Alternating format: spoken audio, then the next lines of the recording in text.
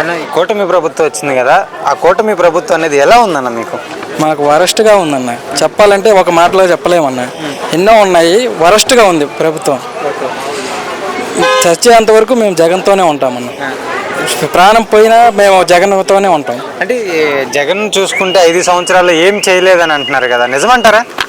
జగన్ ఏం చేయలేదంటే ఇప్పుడు సూపర్ 6 చెప్పారన్న, ఏది ఒక్కటి కూడా అమలు చేయలేకపోయారు. జగన్ నవరత్నాలు అమలు చేశాడు, చూపించాడన్న. అందువరకు మా చిన్నప్పటి నుంచి డ్రీమ్ అన్న జగన్ అంటే. అలానే చూసుకుంటే రిషికొండ ప్రజల డబ్బుతోటి కట్టారు అని అంటున్నారు, నిజమంటారా? ప్రజల డబ్బు కాదన్న, గవర్నమెంట్ డబ్బే. కానీ జగనన్న సొంత ఉండటానికి కాదన్న, ఎవరు వచ్చినా గవర్నమెంట్ ఉపయోగించుకోవచ్చు అనే ద్వారానే కట్టారు. అంటే జగన్మోహన్ రెడ్డి గారు 5 సంవత్సరాల్లో భూమి కబ్జాలు, ల్యాండ్ ఎక్కడ పడితే అక్కడ ప్యాలెస్లు కట్టారని అంటున్నారు. దానిపై అసలు మీ అభిప్రాయం అనేది ఏంటి? అంతా బూటక మాటలన్న. జగన్ భూ అక్రమాలు అవన్నీ ల్యాండ్ టైటిలింగ్ అంటే అది ప్రతి ఒక్కరిది మన హక్కు అన్న. దానికోసం ఎక్కడా చేయలేదు.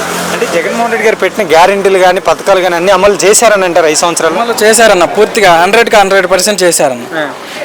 ఏ ఒక్కటి కూడా తప్పకుండా తప్పకుండా మాట తప్పం మడవ తిప్పం అనే ధీమాతో నవరత్నాలు మొత్తం అమలు చేశాడని. వైఎస్ జగన్మోహన్ రెడ్డి గారు అధికారంలోకి వచ్చినట్టయితే ఎలా ఉండేదంటారు?